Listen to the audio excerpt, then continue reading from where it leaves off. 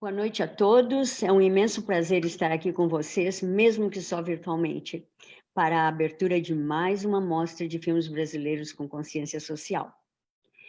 Um dos meus maiores desafios e prazeres tem sido produzir e organizar esse projeto cultural e educacional, Mostra Brazilian Film Festival, que se realiza nos Estados Unidos desde 2010. Minha visão foi não só trazer entretenimento, mas também informação. Mostra Brazilian Film Festival foi criada para promover uma melhor compreensão da cultura, política, história, meio ambiente e temas sociais do Brasil através do cinema. Discussões com cineastas brasileiros, críticos e expertos têm proporcionado uma inesquecível experiência educacional a todos os que têm participado de nossas mostras prévias. Este ano, embarcamos em nossa segunda década em trazer filmes brasileiros com consciência social a Chicago e aos Estados Unidos. E esta é a nossa 6ª edição aqui no Brasil. Mas tivemos que fazer uma pausa e olhar de perto a situação do Covid-19, que abalou não só o nosso festival, mas o mundo inteiro em todos os seus aspectos, nos fazendo refletir na importância de nossas ações, conscientes ou subconscientes, para com os nossos outros seres humanos. Nos Estados Unidos, o assassinato de George Floyd e todos os atos de violência cometidos no mundo inteiro devido à discriminação, ódio e falta de respeito por nossos irmãos seres humanos despertaram ao mundo a necessidade de ação, de tomar medidas para erradicar esses preconceitos. Mostra, desde o início, teve como seu propósito mostrar filmes brasileiros com consciência social, mostrando aspectos sociais que são não somente brasileiros, mas universais. Como presidente e chefe executivo da organização Parties of the Americas, que é a nossa organização através da qual nós fazemos a mostra, John McPhail disse: devemos continuar a promover a visão de um mundo que é inclusive e diverso, construído nos valores de respeito, resiliência e desenvolvimento. Este ano, devido à pandemia, estamos apresentando nossa primeira mostra de filmes brasileiros virtual. E temos a imensa alegria de ver que vocês decidiram estar conosco nessa jornada, de experimentar uma aventura excitante de descobrir nossa cultura, nossa vida e o que faz com o 5º maior país do mundo, apesar dos seus problemas, é ainda um país fascinante. Gostaria de ter essa oportunidade de agradecer aos meus colegas Luiz Oliveira e Rudy Gonçalves, que me assessoraram em todas as etapas da Mostra 11, e aos nossos patrocinadores e apoiadores da Mostra aqui no Brasil, que acreditaram no valor deste programa e nos apoiaram este ano, apesar da pandemia, para que pudéssemos trazer nossos filmes, cineastas e, mais que tudo, aspectos importantes da nossa cultura brasileira para vocês. Gostaria também de agradecer a nossa audiência virtual por sua presença e participação, sem a qual não teríamos um festival. Por último, mas acima de tudo, agradeço ao Deus Todo-Poderoso por me dar a força, saúde e orientação para poder trazer a todos vocês, apesar das circunstâncias atuais, essa Mostra 11 virtual. Desfrutem e cuidem-se muito.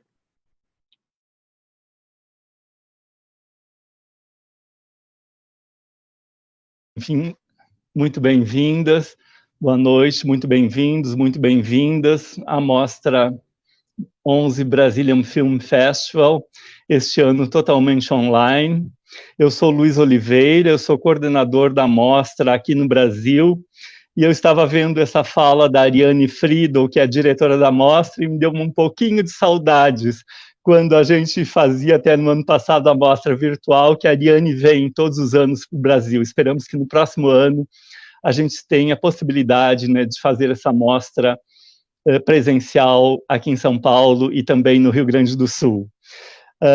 Eu queria falar para vocês que a gente também, na mostra, a gente sempre deu e dá muita atenção aos curta-metragens. A gente exibe longas-metragens e também, desde o início da mostra, a gente tem esse cuidado de trazer curtas-metragens, né, para serem exibidos, sempre com esse mote, né, de curtas-metragens, de longas, que tragam alguma temática em consciência social. Aqui nas mostras presenciais, a gente faz geralmente uma exibição de uma sessão de curtas documentário e outra sessão de curtas ficção, uma sessão de mais ou menos uma hora e pouco, e esse ano a gente continua apresentando curtas-metragens, porque são filmes que não são muito vistos no Brasil, tem poucos canais de exibição, né? Aqui no Brasil não temos muitos canais de exibição, principalmente em cinemas, né? Exibição mesmo em cinemas. Então, a gente sempre gosta de dar uma super força para os curtas-metragens, para diretores conhecidos ou para novos diretores também, incentivando, né, esse tipo de projeto que a gente sabe que é muito feito, muitos deles são feitos pelo coração, muitos cineastas novos fazendo filmes, às vezes é o primeiro filme do cineasta, começa com curta, e a gente gosta também muito de valorizar esse tipo de filmes. Então, hoje eu vou chamar agora o Emerson Penha. Ele fez um filme muito bacana, um documentário, um curta-metragem, sobre os quilimérios. Emerson, seja muito bem-vindo à Mostra 11. Muito obrigado, Luiz. Eu me sinto muito honrado por ter recebido esse convite. Para mim, como você disse bem, é uma inauguração de uma nova etapa. Muito embora eu tenha tido a chance de fazer vários documentários, vários filmes ao longo da vida, foi sempre, vamos dizer assim, no layout de alguém mais, né? Eu sempre estive em televisão, seja TV aberta, TV fechada, sempre tive, vamos dizer assim, uma orientação, um ordenamento, um caminho pré-estabelecido quando fui fazer filmes. E Quilimérios é um filme despretensioso, um filme que quer, né, mostrar alguma coisa que as pessoas não conheçam ainda, alguma coisa oculta, alguma coisa nova, né? E então, por isso mesmo, eu fico muitíssimo satisfeito de ter essa oportunidade de mostrar a tanta gente em tantos lugares esse nosso trabalho. De modo que é com muita alegria que eu estou aqui essa noite, eu estou à disposição de todos e é uma oportunidade maravilhosa poder falar sobre Quilimérios, sobre essa história, sobre esse povo oculto, escondido no meio das pedras do Baixo Jequitinhonha, mas também sobre um pouco do que é fazer cinema, mesmo que em curta-metragem, mesmo que o custo seja um pouco mais baixo, nesses dias de hoje, nesses dias que vivemos aqui no Brasil. Muito legal, Emerson. E você sabe que esse filme, eu não sei bem como chegou, porque chegou para mim. Eu vi um link na internet de algum lugar, estava no YouTube, eu fui lá assistir, eu digo, nossa, esse filme tem que entrar na mostra. Mandei o link para a Ariane falou, não, veja se ele tem legendas em inglês, veja, vamos colocar na mostra. Aí nós temos uma curadoria, claro, colocamos primeiro na curadoria e foi aceito, né, para a gente estar aqui nessa mostra 11, foi muito bacana. Isso é um privilégio, meu caro Luiz. Muito obrigado, Emerson. E agora eu vou chamar também para se juntar a nós o Bruno Tavares. O Bruno é publicitário, é crítico de cinema e também editor no portal Cinemascope. Boa noite, Bruno, muito bem-vindo. Boa noite, Luiz, boa noite, Emerson. Muito feliz de estar aqui hoje podendo falar com vocês sobre Quilimérios, né, o curto do Emerson, e sobre cinema brasileiro, que é uma arte tão importante. Lá no Cinemascope a gente dá muita voz para o cinema brasileiro, porque a gente acredita que o nosso cinema é quem representa, né, todas as questões que a gente vive aqui, e é um cinema muito rico, é um cinema que ele coloca a gente para casa, quando a gente sai da sessão, com mais perguntas do que respostas. E aí a gente fica com esses filmes, assim, por bastante tempo, fica remoendo esses filmes, sabe? Então, a gente gosta muito, eu particularmente, sou muito fã do cinema brasileiro, tanto dos curtas quanto dos longas, né? Então, estou muito feliz de estar aqui e poder conversar com vocês hoje à noite. Muito legal, Bruno. O Bruno já esteve com a gente também em Chicago. A mostra presencial de Chicago, a gente leva cineastas, leva também críticos, né, para debaterem os filmes. O Bruno já foi lá, eu acho que foi no ano passado, né, Bruno? Isso, eu estive na mostra em Chicago do ano passado. Eu acompanhei lá, fiquei por 18 dias. Rodei com a Ariane lá por todas as universidades onde as exibições acontecem. Em Chicago, em Indianápolis também a gente foi. E esse ano eu participei como mediador, né, desses bate-papos também, mas online. Então, também mediei algumas conversas que aconteceram na mostra de lá. Foi uma experiência muito incrível. Legal, Bruno. E o Bruno também esteve com a gente, né, na mostra presencial aqui em São Paulo, na Unibis, no ano passado, né? Sim. Mas eu vou deixar agora vocês dois, né, para o bate-papo, e eu queria falar para os internautas que vocês podem mandar perguntas pelo chat das redes sociais, né, que os dois vão, aí o Emerson e o Bruno vão ver para responder as perguntas. Então, Bruno, depois você me chama no final e a gente continua a conversa. Um abraço, boa live. Um abraço, até mais. Até já. Bom, Emerson, fiquei muito feliz quando eu assisti o seu curta, porque eu acho que ele aborda uma história que precisava ser contada, que é a história dos Quilomérios, a história do povo quilombola. Uma das histórias, né? Justamente porque, às vezes, no Brasil a gente tem uma história de esquecimento, assim, um histórico de esquecimento, e que algumas histórias, por não... Exato. Algumas histórias, por não serem tão divulgadas e por serem, às vezes, periféricas ou por serem de minorias, elas acabam que não são contadas, né? Principalmente no audiovisual. E eu fiquei muito feliz quando eu vi, eu integrei, né, fiz parte da equipe que auxiliou a Ariane e o Luiz nessa seleção dos filmes, principalmente dos curtas-metragens. Eu atuei na equipe que fez a seleção dos curtas. Fiquei muito feliz quando assisti o seu filme. E queria começar essa nossa conversa de hoje te perguntando de onde que surgiu, assim, a inspiração para você fazer esse documentário e contar essa história. Ô Bruno, muito obrigado pelas suas palavras, muito obrigado por ter... Principalmente, assim, um sujeito que faz um filme, ele tem vontade, eu tenho essa sensação, de às vezes andar pela rua e, se por acaso encontrar alguém que diga assim, eu vi o seu filme, de dizer muito obrigado. Eu gostaria de dizer alguma coisa, mas gostaria de ser ouvido, né? Gostaria de ser visto. Então, isso é muito importante para nós. Como eu disse ao Luiz, é um privilégio participar de um evento como esse. Esse ano nós estamos limitados, né? Você estava aí contando agora, depois eu tive em Chicago, Indianápolis. Puxa vida, como seria bom a gente ter a oportunidade de falar para pessoas de lugares tão distantes, pessoalmente, sobre essas coisas todas. Ainda bem que a internet nos apresenta essa solução agora, né? A gente fica imaginando as outras pandemias que o mundo passou, como terá sido, não é? Na gripe espanhola, logo no início do século, e essas coisas todas. Sim, hoje a gente tem internet. Nós conseguimos nos falar, conseguimos trocar ideias e conseguimos fazer com que as coisas aconteçam. Eu, respondendo à sua pergunta,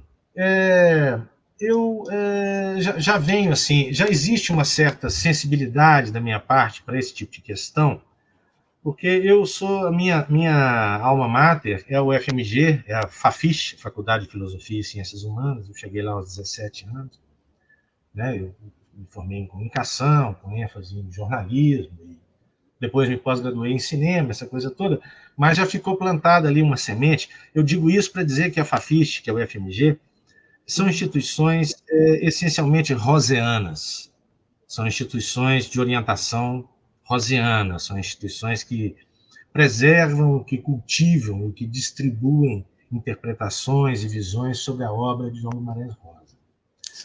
Dito isso, passar por ali, ora, se você já tiver alguma sensibilidade para essas questões das pessoas distantes, dos lugares distantes, né? O sertão é uma espera enorme, é o que diz o Guimarães Rosa, fica fácil a gente tender para esse tipo de coisa ao longo da vida. Então, na minha carreira como jornalista, né, que foram quase 20 anos, continuam sendo, né, na verdade eu continuo sendo jornalista, porque você sabe bem, o cinema no Brasil é quase um hobby, né? É alguma coisa diletante, você faz por amor, você não faz pensando em dinheiro. Não tem jeito de alguém fazer um curta-metragem e achar que vai faturar com isso. Mas, então, já tendo essa sensibilidade, já tendo atuado assim como jornalista, fui correspondente em vários lugares do mundo, e então passei a priorizar nesse olhar o isolamento, a distância, essas coisas. E no início do século nosso atual, 21, o Tião Soares, que é um jornalista aqui de Belo Horizonte, bastante conhecido, cinegrafista, cineasta também, fez aí seus curtas, suas coisas. Ele tinha um programa de televisão, não me lembro mais se na TV Bandeirantes, na TV Record, mas ele tinha um programa chamado Minas é Assim. E ele mostrou, assim, meio en passant, por alguns segundos ali, talvez uns 2 minutos, não sei, no programa dele, a história dos quilimérios. Quando ele falava das pedras de Rubim e etc., ele por acaso disse, olha, aqui no meio tem essa gente. Eu, inclusive, uso no final do filme um pedacinho desse programa dele, que a gente conseguiu recuperar aqui na internet e tal. E o Tião trabalhou comigo, numa época, na TV Bandeirantes, em 2011. Nós, na época, nos falávamos muito, porque somos ambos também rosianos, dessa orientação rosiana. Então, dali surgiu, ele me contou, disse, olha, eu fiz um programa com um povo, quem sabe a gente não possa aqui na emissora explorar isso melhor, fazer um programa, fazer qualquer coisa assim. Naquela época não houve essa abertura, mas ficou a semente, ficou a ideia plantada de se fazer isso. E em 2019, eu tinha acabado de voltar para Belo Horizonte, depois de uma temporada bastante longa, profissional em São Paulo e em outros lugares, né, na África e tal. E disse, puxa vida, quem sabe agora não é hora de eu fazer assim, de maneira autoral, de eu ter essa oportunidade, né, com um conceito autoral, de contar alguma história, por que não a história dos quilimérios, que ela fervilhava já na mente. Então fui com a cara e a coragem, e foi assim que surgiu. Teve vários percalços que eu acho que nós vamos ter oportunidade, talvez, de contar ao longo dessa conversa, mas a origem é essa aí. Veio disso aí, essa inspiração. Bom saber. Vou te pedir um segundo para desligar um equipamento que está ligado aqui do lado, que está me aborrecendo com o barulho, um segundinho só. Claro, pode ficar tranquilo.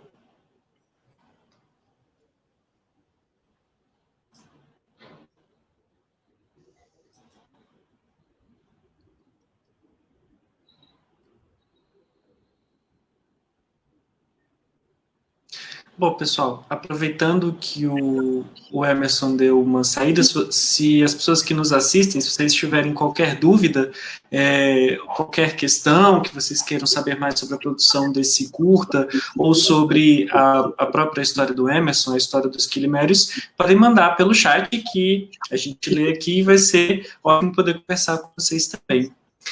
Emerson, você estava falando sobre esse processo, né, que você já tinha essa ideia aí já há algum tempo, que vinha fermentando, né,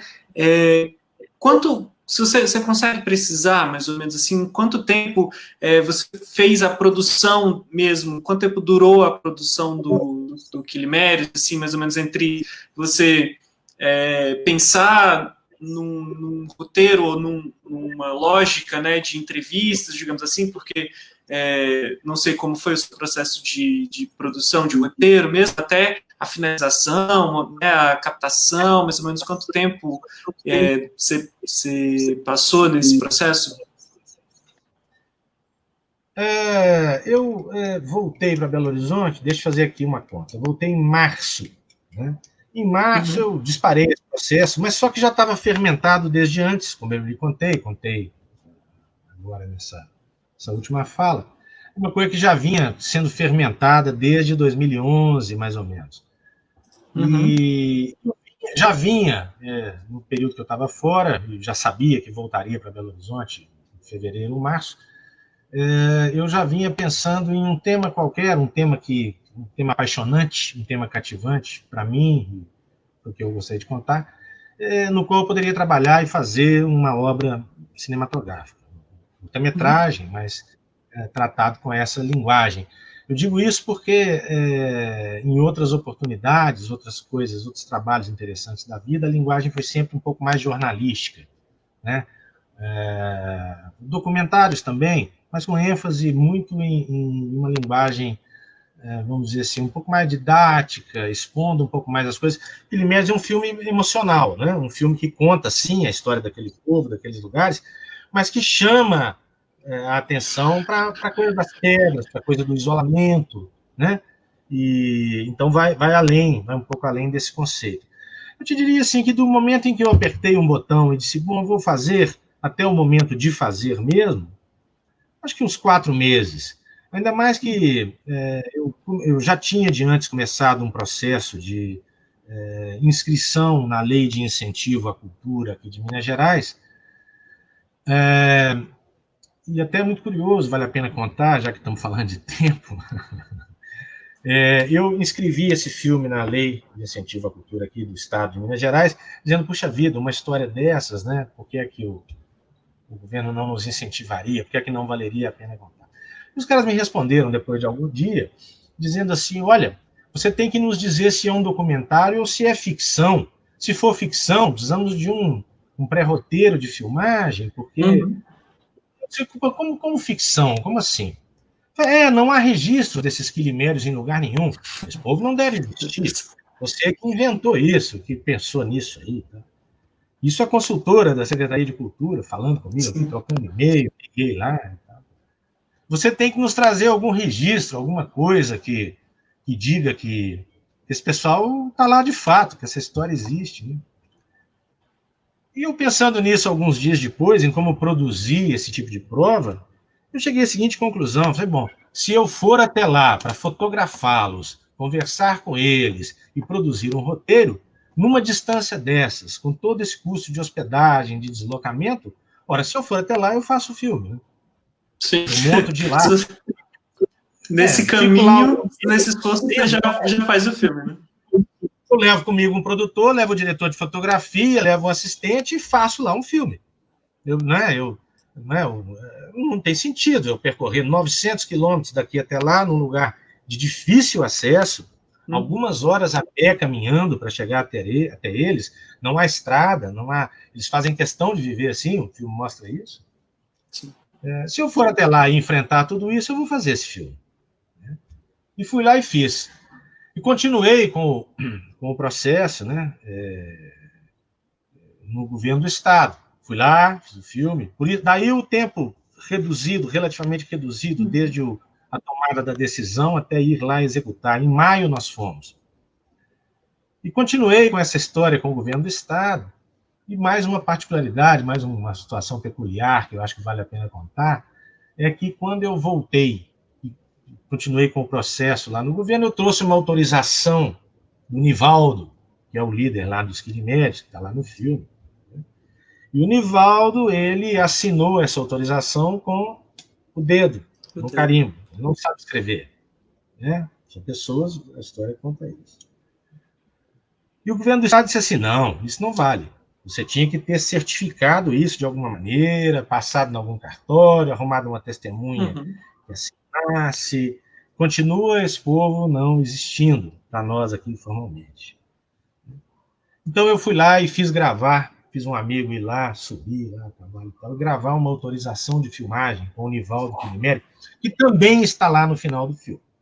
Eu fiz questão de documentar essas coisas e desisti do apoio do governo do Estado. Eu paguei sozinho. Esse foi um filme feito com os meus próprios fundos, sem qualquer tipo de lei de incentivo, nem nada disso. Mas o tempo, então, desde a tomada de decisão, por causa disso tudo, né, por causa dessa necessidade de se produzir provas de que esse povo realmente existisse, o tempo foi curto. Né? Eu apertei o botão ali em fevereiro ou março, e em maio já estávamos lá fazendo. E em 4 meses o filme já tinha entrado em edição, em junho. Já tava... Aí teve toda uma conversa para que essa coisa acontecesse de uma maneira comercial, mas a gente vai se falando aí. Nada disso funcionou, mas a gente vai se falando aí sobre isso, e a história vale a pena. Sim, com certeza, é uma história muito importante de ser contada. É curioso você falar isso, porque mostra duas questões, né? Quando você comenta sobre a pessoa, né, da lei de incentivo, né, que pergunta se é ficção ou documentário, é uma teste de que algumas pessoas ainda são invisíveis, né, são desconhecidas pelo próprio governo, então também não são olhadas, e eu considero de extrema importância que você traga o olhar da sociedade, o nosso olhar, né, para elas por essa história, né, pelo seu filme. E aí eu queria saber de você como que foi o processo das entrevistas, assim, como que vocês chegaram mesmo até isso, porque como eles vivem em isolamento, então eu imagino que eles tenham que... Não tenha sido, assim, uma coisa muito natural para eles, né, conhecerem você e contarem a história deles para você. Como que foi esse processo, assim? Você teve ajuda de alguém que já conhecia um pouco deles, que apresentou você para eles, para a comunidade? Como que isso aconteceu? Nós passamos uns 3 dias lá na cidade de Rubim, antes de tentar subir e falar com eles, nesse trabalho de produção que basicamente envolveu uma permissão para chegar até lá, né? Nós conversamos com o Armindo Mindão, que é uma pessoa muito conhecida na cidade, um cara que já teve funções públicas em outro tempo, e ele é o melhor amigo dos quilimérios, até mesmo por uma questão geográfica. Ele é o cara que mora mais perto, se é que se pode chamar aqui perto, mas é o cara que mora mais perto, assim. Eventualmente, quando há contato de gente da cidade com os quilimérios, é ali no Mindão que as pessoas têm que passar na fazenda dele, conversar com ele. Ele é até acreditado no filme como o melhor amigo dos quilimérios, porque é isso mesmo. Então nós conversamos com ele, e ele disse, olha, eu vou mandar perguntar lá, vou avisar que eu vou levar um pessoal meu, e essa coisa toda.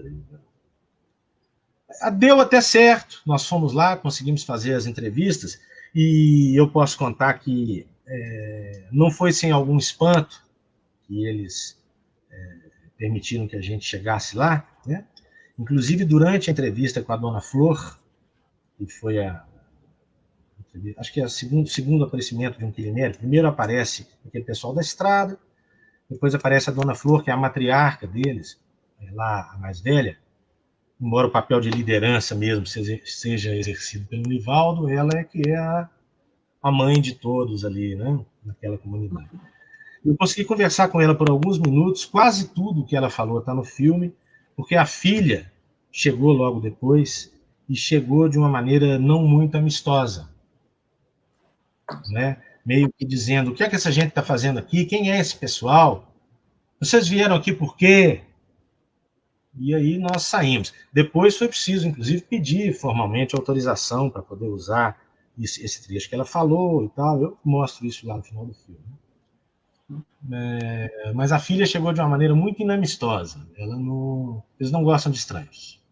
Não gostam de estranhos. Não são bem-vindos, né? Como o professor Richard Santos fala também numa entrevista, num trecho, eles estão escondidos, estão lá no alto até hoje, e eles sabem por que é que não desceram. Essa é uma característica deles muito forte. Com o Nivaldo já foi um pouco mais, vamos dizer assim, ameno o clima, porque ele permitiu que a gente entrasse, logo ganhou confiança, ficou ali fazendo aquele cigarro de palha ali na entrada da casa, né? E aí, em seguida, ele me chamou para ver os porcos. Eu estou com uns leitãozinhos ali, o senhor quer ver? Né? E aí a coisa ficou um pouco mais aberta, mais amena. Mas não é fácil, não. Não é assim um trabalho de produção. Olha, o senhor pode nos dar uma entrevista? Não é assim. Posso É preciso imaginar. ir lá e convencê-los. Né? Preciso ir lá e convencê-los. Então foi muito desafiador nesse sentido. Ver o resultado, de uma certa forma, é gratificante, porque poderia não ser, poderia não ter acontecido, poderia ter perdido a viagem, né? E assim, já que vocês, uma pergunta um pouco mais técnica, né, já que vocês iam conhecê-los ali, que eles não tinham esse contato com estranhos, né, com pessoas do mundo exterior, digamos assim, como que foi a escolha dos equipamentos que vocês fizeram para a captação dessas imagens? Porque eu imagino que se vocês levassem muitos aparatos, muita iluminação, câmeras muito grandes, poderia acabar dificultando, né, esse processo, talvez, dessas conversas. Como que isso aconteceu? É uma boa questão, realmente. Na hora H, na hora da entrevista, eu já previa que assim, a montagem de um set iria intimidá-los. Isso é fato. Então eu decidi na hora, assim, eu fiz vários testes, andei no mato, fiz testes de luz, então depois eu resolvi levar um celular 4K, de modo que eu pudesse ter mais de um take cropado, né, recortado na tela, que a tela 4K é muito grande. Se você vai soltar um filme em HD, você tem pelo menos 4 vezes aquele espaço, não é isso? Tecnicamente falando. Então eu levei um celular 4K com um gimbal, para que ele não tremesse, e testei, procurei um que fosse bom de luz e tal, arranjei um aqui e levei. Foi uma experiência, um negócio, um risco, né? Como é que será que vai ficar isso? E levei uma Action Cam, uma GoPro, levamos o drone e deixamos as outras câmeras, os outros equipamentos, aquelas imagens de longe, de montanha, aquela coisa toda. A gente levou equipamento mais pesado, mas tudo isso ficou lá na cidade. Até porque era preciso conversar com eles, assim, já meio que fazendo a coisa. Não dava para a gente chegar e montar todo um set e tal. Então vamos à entrevista? Não dava, não tinha esse diálogo, né? Não tinha esse espaço, não tinha isso. E de mais a mais, nós fomos a pé. Então, era preciso carregar tudo isso nas costas, né? Então, alguma coisa mais leve também seria vantagem. Então, as entrevistas com os quilimérios lá foram feitas com celular, um celular que grava 4K, então, com bastante sensibilidade, mas com celular e com GoPro. Bom saber, porque a qualidade das imagens, assim, é impecável. Então, eu fiquei nessa dúvida, né, de quais equipamentos vocês tinham usado. Vivido, né? Sim, a gente recebeu aqui, ó, uma pergunta do Rudy Gonçalves, que ele também faz parte aqui da equipe da mostra, e aí eu vou ler para você. Primeiramente, ele dá boa noite para a gente, e ele fala: Emerson, inicialmente parabéns pelo privilégio que você nos proporcionou com a história dessa comunidade e com as inesquecíveis imagens daquela região. Eu gostaria de saber se no seu convívio com os quilimérios você pôde constatar a quantidade de habitantes que permanece isolada, convivendo naquela comunidade, e se há alguma iniciativa de preservá-los. Muito obrigado, meu caro Rudy, pela pergunta. Não vejo nenhuma iniciativa para preservá-los, não. Eu te diria assim, que hoje devem morar lá umas 15, 18 pessoas naquela comunidade, não mais. Porque, veja você, 30 e tantos que foram batizados no fim dos anos 80, início dos anos 90, né? Tem até aquele trecho que a gente fala no filme. Uma comunidade que já teve algumas centenas de pessoas. Mas muitos já...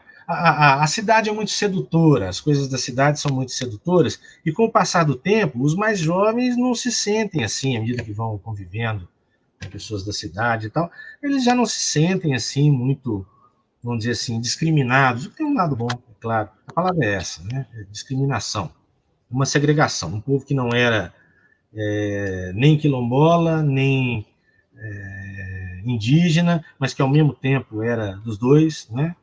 era um escravo alforriado, fugido, com uma índia, com uma indígena. Eles foram a gênese dessa comunidade.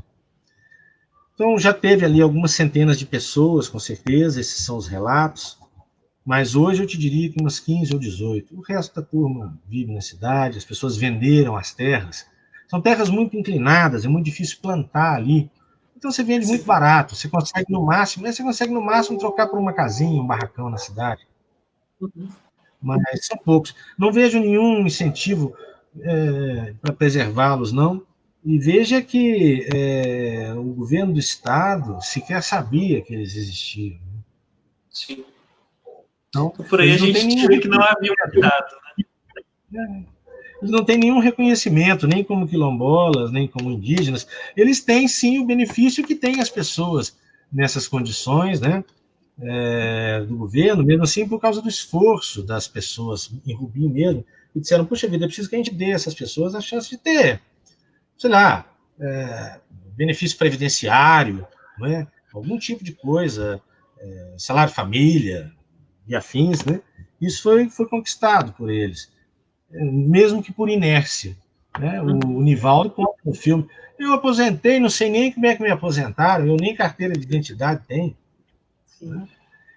E fala com um inocente desprezo por essas coisas. Diz, eu fui lá, o homem falou que ia fazer, tirou lá, assinei lá, já está com uns 2 anos, eu não voltei lá ainda, não sei se fizeram, né? Não importa para eles. Eu gosto daqui da roça, não gosto de cidade, não. Então, sequer se sabe se eles existem realmente, ou sequer se sabia, que agora temos um registro cinematográfico, né? De forma que eu não vejo nenhum esforço para preservá-los, não, viu? Não vejo, não. E é interessante, assim, porque às vezes a gente fica muito preso nessa ideia que esse tipo de comportamento, né, de preservação e de cuidado dessas comunidades minoritárias, às vezes que estão aí em pontos mais extremos ou pontos mais erros, né, mas nessa periferia aí das cidades, dos estados, e a gente pensa que isso é um problema apenas do Brasil, mas recentemente a gente viu nos Estados Unidos, por exemplo, uma questão semelhante, onde o censo foi interrompido e comunidades também, principalmente de indígenas e de negros, acabaram sendo não sendo computadas, né, não sendo computadas. Então é uma questão que realmente ela perpassa aí vários países, não é uma exclusividade, assim, infelizmente, do Brasil. E eu queria te perguntar também, Emerson, aproveitando, sobre as suas inspirações para esse filme, se você, às vezes são algumas inspirações que a gente então, a gente gosta tanto de determinados diretores que a gente assimila, né, às vezes um modelo de olhar, ou uma visão, uma maneira de contar uma história. Então, queria que você contasse um pouquinho se você teve alguma inspiração específica, né, para fazer esse filme de algum diretor, ou influenciado por alguma produção. E quais são, assim, os diretores mesmo que você admira, os filmes que te influenciaram nesse sentido, assim, documentais especialmente, nesse sentido de formar essa visão cinéfila mesmo, de direção, para poder gravar os Quilimérios e, porventura, outros trabalhos? Olha, eu acho que foi uma inspiração muito mais poética, literária. Por favor, fale de inspirações literárias também. Do que propriamente uma inspiração de algum diretor, alguma coisa assim. Eu te diria assim que eu posso citar aqui de cabeça, além, claro, do Guimarães Rosa, que já falei, eu posso citar aqui Adélia Prado, Manuel de Barros, assim, essa leitura deles e essa absorção ao longo dos anos, 30, 40 anos de leitura dessa poesia, foi isso que me trouxe aquele discurso, né? Aquele diálogo. Eu tenho achado até que o cinema documental ele tem abandonado um pouco essa função estética que o cinema nos proporciona. Hoje a gente usa, por exemplo, nesse momento eu estou dirigindo para um determinado cliente, uma plataforma, né? Acho que posso até dizer, a Globoplay, um filme chamado Por uma Gota. Um filme que tem uma história para contar, um filme que tem uma qualidade técnica alta, estamos fazendo uma série de parâmetros determinados, etc. Mas que é um filme que não pretende ter um discurso como aquele, um discurso poético, assim. É claro que há sempre poesia e é muito importante que haja nas coisas que a gente faz. Mas é um filme que não vai permitir esse nível de inspiração literária, de inspiração pictórica, né, que é a imagem que a poesia nos traz. Então eu tenho achado que o cinema documental está muito perto do jornalismo. Isso é alguma coisa que eu fiz ao longo da vida. Então eu busquei foi fugir das inspirações que estão aí do ponto de vista cinematográfico, do ponto de vista do cinema documental. Busquei foi sair delas, me distanciar delas um pouco na hora de fazer o Quirimérios, né? Eu acho que foi uma coisa, como eu falei lá no início da conversa, quando o Luiz estava conosco na tela, me perguntou assim, o que é que inspirou. Eu acho que o Quirimérios é um filme sem grandes pretensões, um filme despretensioso, um filme que quer dizer, um filme muito autoral. Eu gostaria realmente de dizer aquilo e disse, né? Quaisquer que sejam as consequências disso, assim, se vai ser bom, ruim, etc., eu gostaria de dizer e disse, né? Não há patrocinadores, não há ninguém a remunerar, não há nada disso, né? Então, teve essa liberdade. E eu diria, então, retomando o fio da sua pergunta, que as inspirações foram inspirações essencialmente literárias. Necessariamente literárias. Eu queria entender um pouquinho de você. Você tinha comentado lá no início da nossa conversa sobre a dificuldade, né, de incentivo para o projeto, o desconhecimento dos organismos, né, de incentivo sobre essa história. Eu queria entender como que foi o seu processo de distribuição desse filme, qual foi a recepção que você teve dele, assim. Ele foi, veja bem, num dado momento, eu tomei a decisão de colocá-lo aberto numa plataforma livre, porque eu achei que era coerente com a história inteira, né, com tudo isso que eu falei. Ora, se eu não tenho patrocinadores, se eu não tenho, né, ninguém que me tangeu para que eu fizesse um filme da maneira A ou B, se eu pude fazê-lo com essa liberdade toda, eu quero que as pessoas tenham toda a liberdade do mundo para vê-lo. São palavras ao vento, né? Quem quiser ouvir, ouça. Então eu decidi colocá-lo aberto no YouTube para quem quiser ver.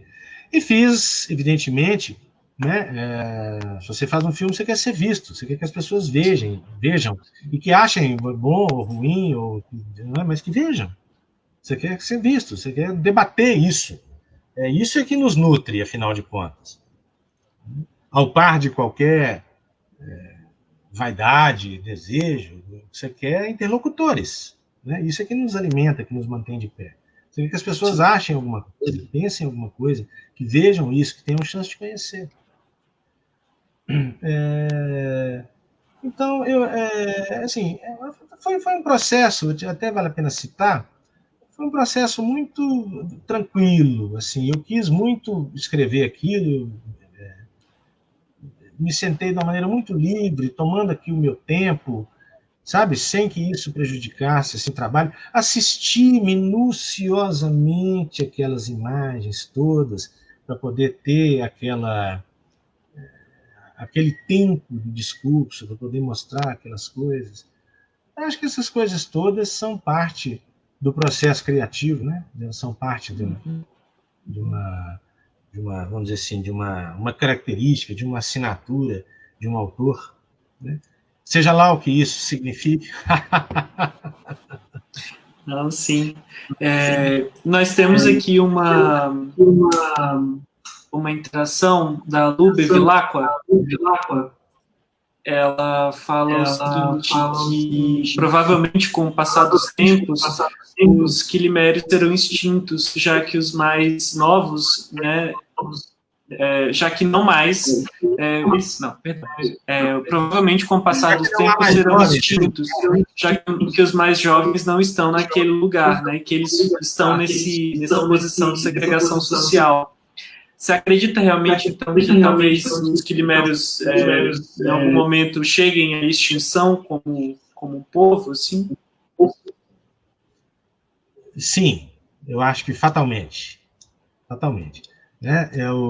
Aquelas pessoas que estão lá hoje já estão mais idosas, há um ou outro mais jovem ali pela casa dos 40, e tal, mas os mais jovens mesmo, já foram ter seus filhos, os que têm 20 e poucos anos, e 30, já foram ter seus filhos na cidade, já vivem lá, já trabalham nas fazendas dos outros, já trocaram o terreno deles por algum terreno na cidade e fizeram uma casinha, coisas assim.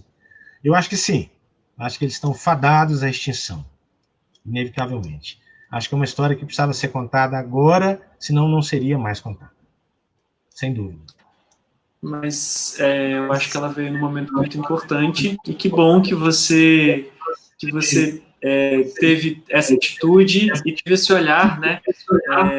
Esse olhar autoral para poder contar essa história. Uma última pergunta: você é responsável pela Horizonte Filmes, né? Por essa produtora. Conta um pouquinho para a gente assim, como que é esse processo, outros projetos que você já realizou ou que está realizando junto com a Horizonte. Eu assisti uma outra entrevista sua e você comentava que trabalhava muito em parceria com outras pessoas pontualmente, né? Como que funciona as produções da Horizonte?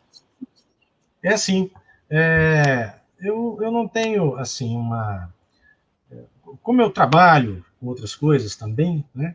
A Horizonte Filmes, ela é uma produtora que tem felizmente, né? Tem muitos amigos, muita gente próxima, sempre disposta a trabalhar, e há sempre contratos que nós fazemos para obras, por obra, né? Eu não tenho ninguém, não tenho nenhum empregado, nenhum funcionário. São sempre equipes montadas dentre essas pessoas que nós temos próximas e com quem construímos uma relação de confiança. Então, a gente sempre convida as pessoas certas para se fazer determinadas produções. Por exemplo, tem 7 anos que estamos fazendo um documentário em longa-metragem chamado Estrada Natural. Eu vou lançá-lo agora, finalmente, no início de 2021. Estrada Natural porque conta, basicamente, transporta para o cinema a história contada pelo Fernando Brant e pelo Milton Nascimento numa canção chamada Ponta de Areia, do disco Minas, dos anos 1970. Os mais jovens não conhecem, mas os que já passaram dos 40 e alguns, certamente sim. Né? E veja você que foram 7 anos de peleja com a lei do audiovisual, com captação, né? Captação que eu digo de recursos, de dinheiro. Né? Tivemos que mudar várias vezes as expectativas financeiras para que esse filme pudesse acontecer. Mas esse foi um exemplo, eu quero dizer, de uma construção dessas aí, exatamente com essa característica, sabe? De as pessoas certas, unidas na hora certa, uma equipe que se formou de profissionais que cada um tem lá a sua produtora, faz os seus trabalhos. Então veio um de Brasília, um de Mato Grosso, um de Moçambique, foi um cineasta convidado para fazer a Second Unit Direction nesse filme, para dirigir a segunda unidade, que é o Nelson Mondlane, um cineasta premiado e tal. Tivemos a chance de ter aqui conosco em 2013 e 2014, fazendo esse trabalho. A equipe foi formada assim, foi formada de acordo com as características do filme. Eu parei e disse, bom, eu preciso de um diretor de fotografia, com que características, com que sensibilidade, quem é que eu vou convidar? Né? E assim foi com o som, assim foi com som direto, assim foi com edição. Então, Esperei o tempo certo para ter livre para editar. O Rafael Fiel Diniz, que é o cara que aqui em Belo Horizonte é uma pessoa muito experiente, embora eu seja jovem ainda, não tem nem 40 anos, mas começou muito jovem. Você veja que ele, com essa idade, ele já tem experiência suficiente para editar os filmes, por exemplo, do Elvésio Raton, que é um cineasta já mais consagrado, mais conhecido, meu conterrâneo de Divinópolis, né? E aqui no interior de Minas, né? Então, assim, foi uma engenharia montar isso. É assim que funciona o Horizonte Filmes, né? Nós, em cada vez, em cada produção, em cada obra que a gente faz, então, já, por exemplo, tem 2 curtas-metragens em produção, agora, já terminei as filmagens, e só não andei mais com eles porque a pandemia nos pegou a todos de calças curtas. Sim. Né? E um deles é o Filhos do Fogo, que conta a história de uma coisa que é muito forte na minha região, que é a fundição. E fala dela na minha região, aqui no centro-oeste de Minas Gerais, minha região de origem, mas fala dela pelo país afora, pela força que tem, né? A fundição foi a primeira indústria do Brasil. Então eu quis dizer um pouco assim, quem são essas pessoas que vivem ali à beira do alto forno, uma vida inteira a 70, 75 graus? Né? Que gente é essa que aceita e que faz isso com entusiasmo e com paixão pela vida fora? E esse filme já tem uma outra equipe. Um outro filme que estamos também, já terminei de filmar, mas esse está numa fase um pouco mais inicial ainda, agora de edição e depois pós-produção, então também ainda não comecei, porque a pandemia também nos atrapalhou, mas que é o Elifas Andreato, o pintor de sons. Elifas Andreato é o maior capista da MPB, o homem que mais capas fez, 30 e tantas capas do Martim da Vila, 20 e tantas capas do Paulinho da Viola, capas da Elis Regina, né? A antológica capa da Ópera do Malandro, do Chico Buarque. Todas essas foram feitas pelo Elifas Andreato, então tem um curta-metragem que conta um pouquinho da trajetória dele, da vida dele, aí mais biográfico mesmo. Esse já teve uma outra equipe, com outras características, outras pessoas convidadas. Então é assim que é prazeroso trabalhar, não é? Ter a oportunidade de conviver com tantos matizes de profissionais, com tanta gente diferente, brilhante perto de nós, né? Como é bom. Certamente. Temos 2 comentários finais aqui, também da Lu Bevilacqua.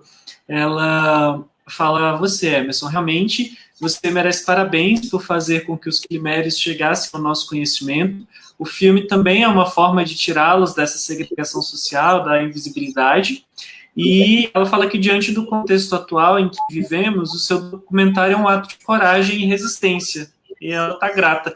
Acho que como o fazer cinema no Brasil... Fazer cinema no Brasil é um ato político, é um ato de resistência, é um ato de realmente... Revolucionário. Sim, é um ato revolucionário, porque não é fácil. Não é. Eu fico muito feliz com a nossa conversa, Emerson. Queria chamar o Luiz aqui para saber se ele tem alguma pergunta para te fazer também e para a gente concluir aqui o nosso papo. Por favor, Luiz. Tá no mudo o seu. Emerson, eu queria saber se você teve contato depois de fazer, né, o teu filme com os quilimérios e se já teve também outra equipe lá que fez alguma filmagem deles, fez alguma entrevista, alguma coisa assim, ou você foi o primeiro que chegou lá? Ó, Luiz, o Tião Soares, como eu contei antes, que é o cara dono do argumento do filme, né? Ele esteve lá com o programa dele no início dos anos 2000, uns 20 anos atrás aí, e fez lá também, meio que como eu, assim, meio fazendo e meio sendo passado. Assim, pessoal, vocês já chegaram, bom dia e até logo, né? Não é lugar de ir, eles não gostam mesmo de visita. Mas ele tinha feito. Depois disso, eu não tive nenhuma outra notícia, não. Tanto é que o governo do Estado não conseguiu achar nada, em lugar nenhum, que comprovasse que eles, de fato, existiam, né? Nem nós conseguimos documentar de maneira satisfatória, a fim de que aprovassem algum incentivo legal, né, fiscal para nós nesse filme. Eu sei que depois disso, já teve gente, a TV Globo me ligou aqui várias vezes, querendo ver se tinha lá um jeito, porque eles fizeram aqui em Belo Horizonte, foi notícia, eu até te mostrei, tive a oportunidade de mostrar o link. Foi notícia.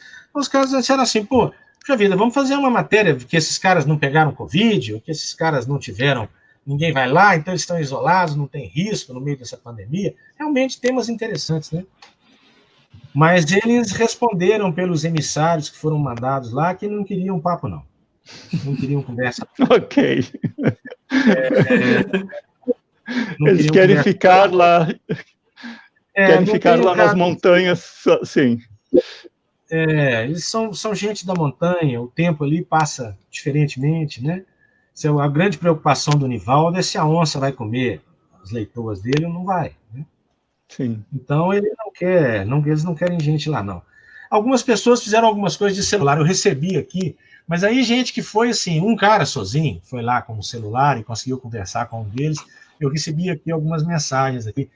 O cara pediu assim, conta aí, como é que você fez com a onça? Aí o Nivaldo contou lá um pouquinho, porque a onça passa... Eu vi uma gravação feita por alguém com um celular lá na hora. Tá. O celular, assim, de forma amadora, né, com a mão mesmo. Uhum. Mas eu vi isso. Afora isso, eles não deram bola, não quiseram conversa, não. Não quiseram papo, não. Muito bom. É o jeito deles, Emerson, claro, e a gente tem que respeitar muito isso, né? Emerson, eu queria agradecer você de ter vindo aqui conversar com a gente, dar parabéns pelo teu filme. Quando eu vi o filme, eu fiquei também encantado com o filme, não conhecia, né, os Quilimérios, e foi muito legal, assim, a gente ter colocado ele na mostra e estar divulgando. E já queria, né, convidar você para submeter o seu longa, né, para a curadoria da mostra no ano que vem, tá? Muito prazer, com muito gosto. Vamos muito manter obrigado. Contato e depois a gente vai vendo essas coisas, tá? Muito obrigado. Bruno, muito obrigado. Bruno, muito obrigado por você estar com a gente hoje de novo, tá? Nós vamos nos encontrar, eu acho que domingo de novo, né, com o Thiago Mello. Então, e eu queria deixar um convite a todos aqui para assistirem os filmes vão ficar até domingo na plataforma do SP Cine Play. Vocês têm acesso a todos os filmes pelo site da mostra, também acesso aos links dos bate-papos, e amanhã a gente vai continuar fazendo bate-papos com diretores de curtas. Amanhã a gente vai ter a Laís Mota, do curta Sorriso Negro, e o Léo Tabosa, do curta Mari, e a gente vai tratar dois temas muito interessantes, muito atuais, que é um curta com questão de gênero, e outro curta trata de questão racial, de racismo aqui no país. Então, convido a todos para estarem conosco amanhã às 20h30 da noite de novo. E, mais uma vez, muito obrigado para vocês, tá? Eu que agradeço a oportunidade. Muito obrigado, Luiz. Muito obrigado, Emerson, e uma boa noite. Obrigado, boa noite a todos. Luiz, obrigado, Maru, que comentou, Rude, boa noite. Boa noite a todos e até amanhã, então, um abraço.